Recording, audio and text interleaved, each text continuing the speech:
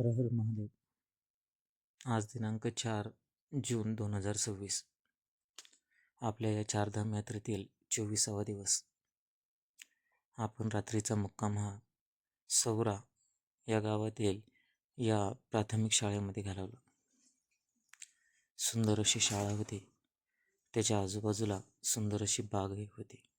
अनेक रंगीबेरंगी फुले, गुलाब आणि इतर अशी रंगीबेरंगी फुले आपल्याला या बागेमध्ये पाहायला मिळाली. मन अगदी प्रसन्न होतं. सकाळ सकाळ उठून आपली नित्यकर्म वगैरे केली. येथेच समोर असलेल्या बाबाजींनी आम्हाला रात्रीचे भोजन प्रसादी, संध्याकाळचा चहा आणि आत्ता सकाळचा चहा देखील दिला.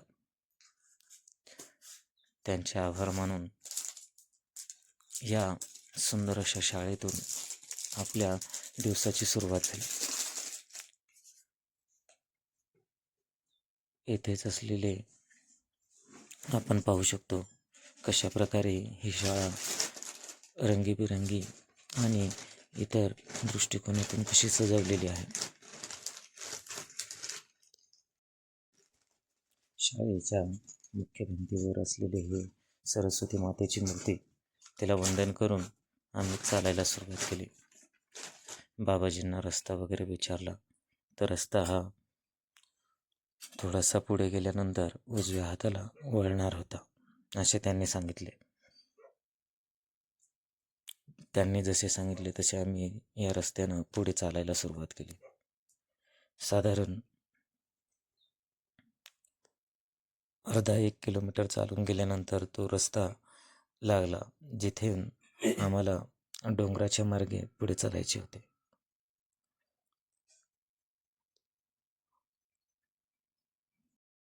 आम्हाला माहिती होते की आता या रस्त्यानं चालत असताना कोणतेही गाव वगैरे लागणार नाही, परंतु हेच माहिती होते की साधारण 10 ते 12 किलोमीटरची खडी चढाई या डोंगरातून चालायची होती. म्हणून मनाची तयारी करून आम्ही चालायला सुरुवात केली. पुढे गेल्यानंतर एका ठिकाणी एक झोपडी लागली आणि या झोपडीच्याच बाजूनं एक पूलही लागला, जो या डोंगरावरून त्या डोंगरात जाण्यासाठी एका नदीवर बांधण्यात आलेला हा केबल पूल होता. आपण ते पाहू शकता. येथेच थोडा वेळ बसून आणलेले बिस्किट वगैरे येथेच थोडेसे खाल्ले आणि थोडा वेळ आराम करून पुन्हा पुढे चालायला सुरुवात केली. येथे एक माताजी आणि बाबाजी भेटले. त्यांनी आम्हाला सांगितलेला रस्ता होता की इथून पुढे आपल्याला 9 किलोमीटर चालत जायचे आहे आणि पूर्णतः डोंगराचा रस्ता असणार आहे. आपण पाहू शकतो इथे एक छोटेसे हॉटेलसारखंही ठिकाण होतं. आम्ही त्यांनी सांगितलेल्या रस्त्यानं या ब्रिजवरून पार झालो आणि डाव्या हाताला वळून या पाऊलवाटेनं पुढे चालायला सुरुवात केली. नैसर्गिक सौंदर्यानं भरलेला हा डोंगर, उंच असा डोंगर आणि त्यात असलेली ही उंच उंच झाडे. आता शरीरातून पूर्णतः पाण्याचा निचरा होत होता, कारण घाम एवढा येत होता, कारण चढाईच तशी होती. तरी देखील सोबतीला एक महाराज असल्यामुळे थोडीसा धीर होता. एक एक पाऊल आपल्या चारधाम यात्रेतील टाकत होतो. हा खडा पहाड खरंच खूप खडा पहाड होता, कारण काही ठिकाणी तर अक्षरशः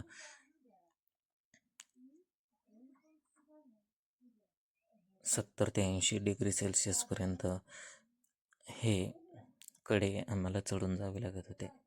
वाटेमध्ये दिसणारी ही धबधबा मनाला प्रसन्न करणारे होते.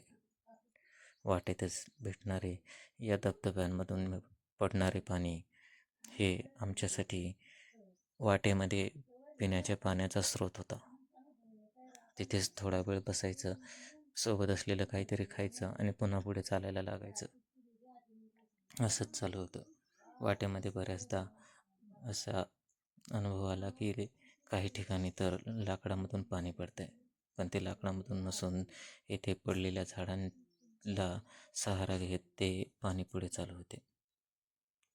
साधारणतः बराच वेळ झाला होता आणि आम्ही 2 वाजता या टेकडावरती येऊन पोहोचलो होतो.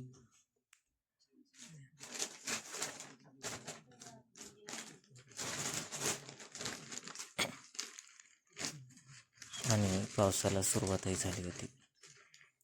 इथेच थोडा वेळ विश्रांती केली आणि पुढे निघण्याच्या तयारीत होतो. पुढे निघतानाच एक बाबाजी भेटले. त्यांनी आम्हाला थांबवले आणि त्यांच्या राहत्या घरामध्ये थांबण्याची विनंती केली. आम्ही येथेच रात्रीचा मुक्काम केला. हे आहे बेलपखाल हे गाव नसून छोटीशी वस्ती आहे. याच वस्तीवर आमचा रात्रीचा मुक्काम होता. त्यांनी सुंदर प्रकारे भोजन वगैरे करविले. खूप सुंदर असा अनुभव होता. भेटूया आपल्या पुढच्या व्हिडिओमध्ये. तोपर्यंत आपल्या सगळ्यांना हर हर महादेव.